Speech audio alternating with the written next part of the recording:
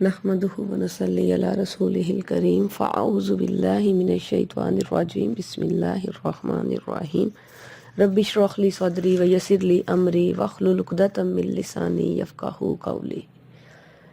انشاءاللہ تعالیٰ اس رمضان میں ہم سورۃ الملک میمورائز کریں گے، اس کو اچھی طرح اپنی زبان میں سمجھیں گے، اس کو دل میں اتاریں گے اور اس پہ عمل کرنے کی کوشش کریں گے۔ مکی صورت ہے، اللہ کے نبی صلی اللہ علیہ وآلہ وسلم کے سٹارٹنگ والے ٹائم میں یہ نازل ہوئی تھی۔ 30 آیات ہیں، انتہائی امپورٹنٹ صورتوں میں سے یہ ایک صورت ہے قرآن پاک کی۔ ایک اور روایت ہے جس میں اللہ کے نبی صلی اللہ علیہ وآلہ وسلم نے فرمایا تھا، قرآن میں ایک 30 آیتوں والی صورت ہے، اس صورت نے ایک آدمی کی شفاعت کی یہاں تک اسے بخش دیا گیا، اور وہ صورت ہے تبارک الذی بیدہ الملک۔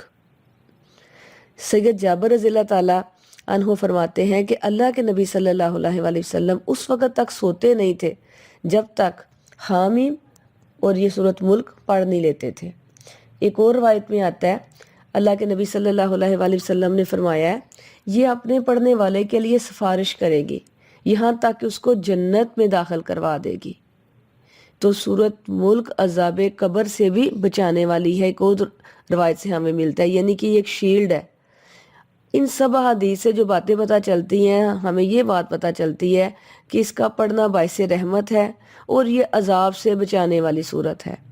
لیکن کوئی یہ نہ سمجھے کہ یہ ایک میجیکل شیلڈ ہے، آپ نے پڑھ لی کبھی کبھار، یا جب بھی یاد آیا آپ نے اس کو زبانی پڑھ لیا یا آپ نے دیکھ کے پڑھ لیا تو یہ آپ کو عذاب قبر سے بچا لے گی، جو ساری خوشخبریاں حدیث میں ملتی ہیں وہ آپ کو مل جائیں گی۔ پڑھنے سے جو مراد ہے نا، وہ یاد رکھیے گا، خالی تجوید کے ساتھ پڑھنا نہیں ہے اپنی زبان سے، پڑھنے سے مراد ہے اس کو سمجھنا، اپنی لینگویج میں سمجھ کے جو جو اللہ نے باتیں اس میں بتائی ہیں اس کے اوپر عمل کرنا۔ تو یہ ساری جب چیزیں ہو جائیں گی تو پھر ہمیں اللہ کی طرف سے انشاءاللہ تعالیٰ ان خوشخبری جو حدیث میں ہمیں ملتی ہیں انشاءاللہ تعالیٰ ہم وہ حاصل کر سکتے ہیں۔ بہتر ہے عشاء کی نماز میں آپ لوگ اسے پڑھ لیں، کیونکہ رات کو سوتے وقت جب ہم پڑھنے لگتے ہیں نا کچھ بھی، تو آدھی صورت ہوتی ہے، کچھ آیات ہوتی ہیں تو ہمیں نیند آ جاتی ہے، پورا پڑھ ہی نہیں سکتے، ہم سو جاتے ہیں۔ تو اس لیے کوشش کریں کہ اس کو عشاء کی نماز میں پڑھ لیا جائے، تو یا عشاء کے بعد جب آپ کو ٹائم ملتا ہے اس وقت پڑھ لیں، کیونکہ جب بھی آپ بیڈ پہ جاتے ہیں نا، جو میرا ایکسپیرینس ہے، زیادہ آیات میں نے پڑھنی ہو تو آدھی میں پڑھ پاتی ہوں اور میں نیند میں چلی جاتی ہوں، اور صبح اٹھ کے مجھے یاد آتا ہے کہ میں نے تو وہ پوری کمپلیٹ ہی نہیں کی۔ تو اللہ سے دعا ہے کہ اللہ تعالیٰ ہمیں اللہ کے نبی صلی اللہ علیہ وآلہ وسلم کی سنت کے طریقے پر عمل کرنے کی توفیق دے، ہم روز رات کو یہ پڑھ کے سوئیں۔ اچھا جی، کیا خاص بات ہے اس صورت میں کہ اس کو عذاب سے بچانے والی صورت کہا گیا ہے؟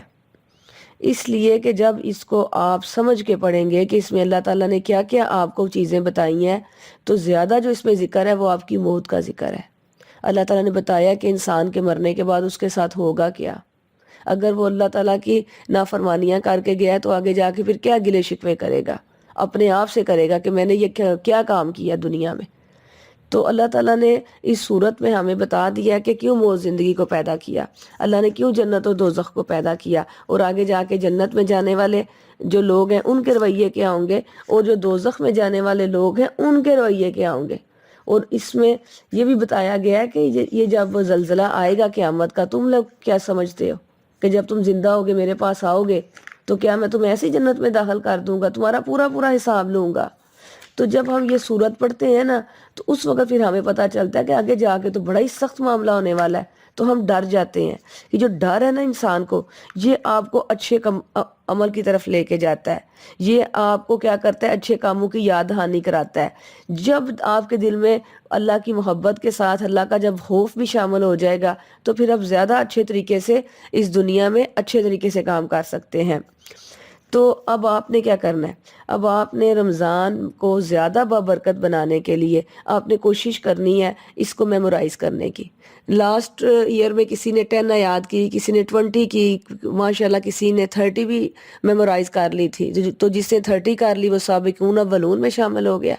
تو ابھی سے آپ نیت کر لیں کہ آپ بھی اس صورت کو میمورائز کریں گے، روز کی 1 یا 2 آیات میکسیمم میں آپ کو سینڈ کیا کروں گی، پورا دن آپ کے پاس ہوگا اور آپ اس کو بار بار پڑھیں گے، بار بار سنیں گے، تو کیا ہوگا کہ آپ کو وہ صورت جو ہے وہ ترجمے کے ساتھ، ٹرانسلیشن کے ساتھ آپ کو یاد ہو جائے گی. ایٹ لیسٹ جب آپ پڑھیں گے تو آپ کو پتہ چلے گا کہ آپ پڑھ کیا رہے ہیں.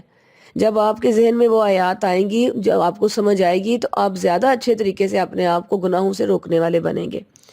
تو اپنے رمضان کو پھر زیادہ بابرکت کرنے کے لیے ہم نے کوشش کرنی ہے کہ ان آیات کو حفظ کریں. یاد رکھیے گا، جس شخص کی زندگی میں قرآن شامل ہو جاتا ہے نا، تو اس شخص کی زندگی میں رحمتیں آنی شروع ہو جاتی ہیں. سب سے پہلے کیا ہوتا ہے؟ اس کا عمل بدل جاتا ہے. تو رمضان کا مہینہ تو ہے ہی مغفرت کا مہینہ، رمضان کا مہینہ تو ہے ہی اللہ کی رحمت کا مہینہ. تو سوچیں ہم نے اس مہینے میں کیا ایسے کام کرنے ہیں کہ پچھلے رمضان سے یہ والا رمضان ہمارا زیادہ بیٹر ہو، زیادہ اچھا ہو.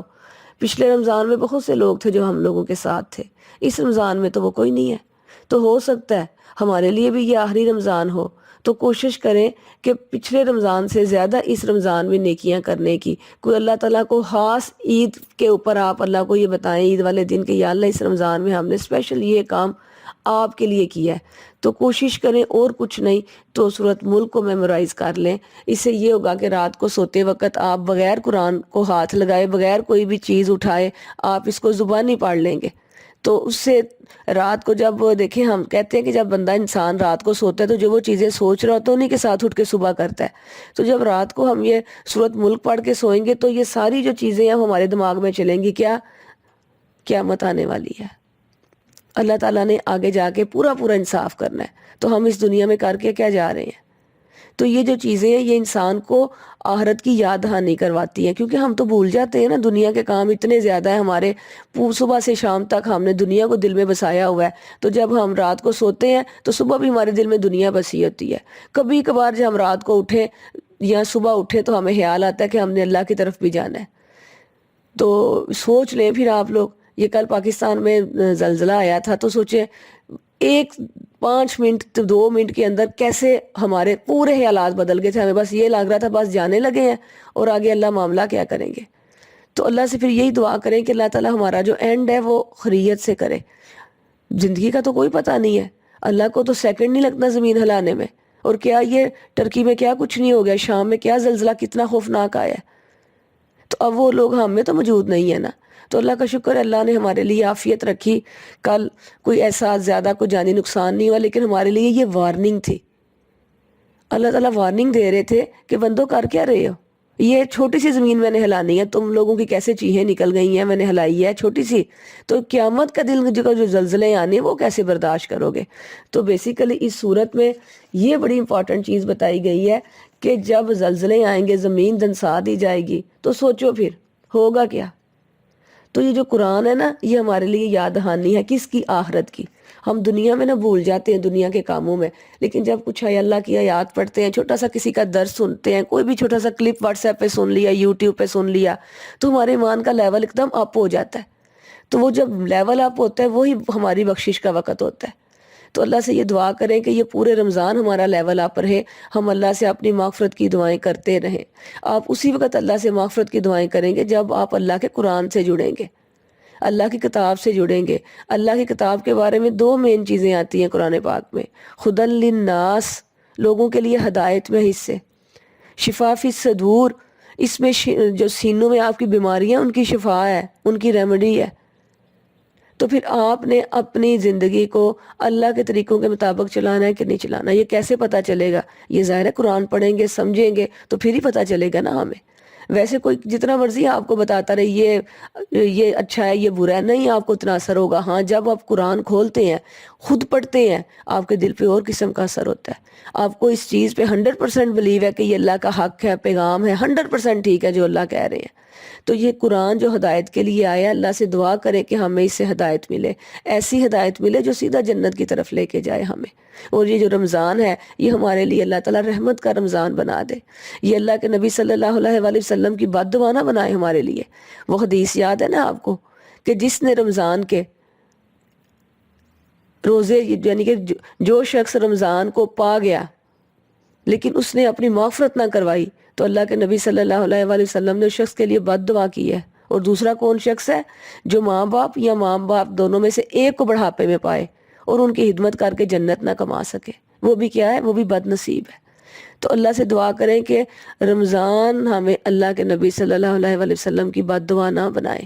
ہم اس مہینے اپنی مغفرت کرا لیں. جو پورے 11 مہینے ہم نے گناہ کے کام کیے ہوتے ہیں، اللہ تعالیٰ یہ ایک مہینہ دیتے ہیں اپنی رحمت کا، اپنی مغفرت کا. انسان پلٹا، واپس آ جا، مجھ سے رشتہ مضبوط کر لے، میرے حکموں کو مان لے، میں سارے کے سارے گناہ معاف کر دوں گا. تو پلٹ تو صحیح نا. تو آپ نے بھی پلٹنا ہے انشاءاللہ تعالیٰ. ہم سب نے پلٹنا ہے اس رمضان میں، رو رو کے اللہ سے اپنے گناہوں کی معافیاں مانگنی ہے کہ پتہ نہیں اگلا رمضان ملتا ہے کہ نہیں ملتا. اللہ تعالیٰ ہم سے راضی ہو جائے. اللہ تعالیٰ یہ رمضان ہمارے لیے مغفرت کا رمضان بنا دے، رحمت کا رمضان بنا دے. اور آپ کو پتہ ہے رمضان بیسیکلی قرآن کا مہینہ ہے. رمضان کی اتنی فضیلت کیوں ہے؟ کیونکہ اس مہینے قرآن نازل ہوا تھا. تو اس لیے ہم کیا کرتے ہیں، روزے رکھ کے رمضان میں قرآن کو سیلیبریٹ کرتے ہیں. تو خالی روزے رکھ کے سیلیبریٹ کرنا ہے؟ روزے رکھنے کے ساتھ ساتھ اس قرآن کو سمجھنا ہے، پڑھنا ہے، اس کے بعد انشاءاللہ تعالیٰ عمل میں لے کے آنا ہے. اور جب عمل میں آ جائے گا تو انشاءاللہ تعالیٰ ہم اسے آگے پہنچانے والے بھی بنیں گے. تو اللہ سے پھر یہی دعا ہے، یا اللہ آج شام کے بعد ہم تیری رحمت میں آ جائیں گے. رحمت میں تو ابھی بھی ہیں، لیکن وہ رمضان کی ایک خاص رحمت ہوتی ہے، وہ فیل ہوتی ہے کہ ہم کسی بابرکت مہینے میں داخل ہو گئے ہیں. تو اللہ تعالیٰ یہ رمضان ہمارے لیے مغفرت والا، ہمارے لیے رحمتوں والا بنا دے. ہماری جو کمیاں کوتاہیاں ہیں اللہ تعالیٰ دور فرما دے، اور ہمارے بچوں کو، ہمارے شوہروں کو ہمارے لیے صدقہ جاریہ بنائے. اور ان بچوں سے ہماری جو آنکھیں ہیں وہ ٹھنڈی رکھے، ان شوہروں سے ہماری آنکھیں ٹھنڈی رکھے، اور ہمیں پرہیزگاروں کا امام بنائے. بڑی پیاری دعا ہے. آج کل زیادہ جو لوگ ہیں، کسی کو اپنے ہسبینڈ کی طرف سے پرابلم آتی ہے، کسی کو اپنے بچوں کی طرف سے آتی ہے. تو یہ جو چھوٹی سی حدیث میں دعا آتی ہے، اس کو لازمی اپنی زندگی کے رمضان کے معمولات میں شامل کر لیں. ربنا هب لنا من ازواجنا وذریاتنا قرۃ اعین واجعلنا للمتقین اماما. یا اللہ ہمارے شوہروں سے، یا اللہ ہماری اولاد سے ہماری آنکھیں ٹھنڈی رکھنا، اور ہمیں پرہیزگاروں کا امام بنانا. تو ظاہر ہے پرہیزگاروں کا امام بندہ اسی وقت بنتا ہے جب وہ خود اللہ کے راہ پہ لگا ہوتا ہے، جب وہ خود نیکی کے کام کر رہا ہوتا ہے. تو اللہ سے پھر دوبارہ یہی دعا کرتے ہیں کہ یا اللہ یہ رمضان برکت والا بنانا، ہمیں اس رمضان میں ایسے کام کرنے کی توفیق عطا فرما کہ تو ہم سے راضی ہو جائے. تو رحیم ہے، رحمان ہے، کریم ہے، حی القیوم ہے، تیرے سارے بڑے پیارے نام ہیں. یا اللہ ہمیں اس رمضان میں اپنا قرآن پڑھنے کی، سمجھنے کی، اس پہ عمل کرنے کی توفیق عطا فرما، اور یہ رمضان ہم سب کے لیے مغفرت کا رمضان بنا دے. آمین الہی آمین.